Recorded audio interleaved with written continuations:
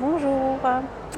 Euh, alors c'est une première vidéo pour moi sur cette chaîne. Je ne suis pas encore habituée à partager de cette manière, donc je vous demanderai d'être indulgent. Aujourd'hui je suis dans le centre commercial de Narbonne, zone Bonne Source, à Carrefour. Et j'ai envie de vous faire partager un petit peu mes ressentis, puisque je suis sur mon stand. Pour ceux qui ne me connaissent pas, je me nomme Adeline Lange-Salvador et je suis coach en relations amoureuses. Donc c'est vrai que c'est un peu atypique d'être dans un centre commercial pour parler des relations amoureuses. Et pourtant, quoi de mieux que de se retrouver en direct avec des gens qui n'ont pas prévu d'être sur un salon spécifiquement, mais qui par contre me répondent spontanément à chaud en voyant mon kakémono et en lisant Coach en relations amoureuses que vous voyez à l'envers.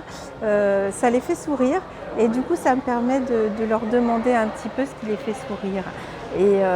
Et en fait, je me suis rendu compte avec ces 3 jours passés au centre commercial que les gens ne croient plus trop au fait de pouvoir rencontrer l'amour véritable. Et je trouve ça dommage, puisque quand ils sont déçus, une fois, 2 fois, 3 fois, ils ont tellement peur de souffrir, surtout vous mesdames, que vous décidez de vous couper complètement d'une possible superbe relation amoureuse avec un amour véritable. Alors peut-être que ça n'est pas votre cas, auquel cas n'hésitez pas aussi à me mettre en commentaire en dessous ce que vous en pensez, quelle est votre situation amoureuse, si vous avez envie de me partager ça aussi.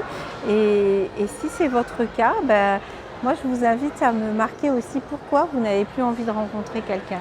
Ou si au contraire vous rêvez de rencontrer l'amour véritable, mais que vous soyez monsieur ou madame, bien sûr, que vous avez envie de rencontrer le grand amour.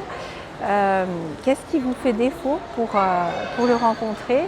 Est-ce que vous aimeriez avoir quelques conseils pour entrer en connexion avec l'autre et puis surtout pour ne plus se tromper, ne plus souffrir, vivre une belle histoire de partage dans la bienveillance, dans l'échange fluide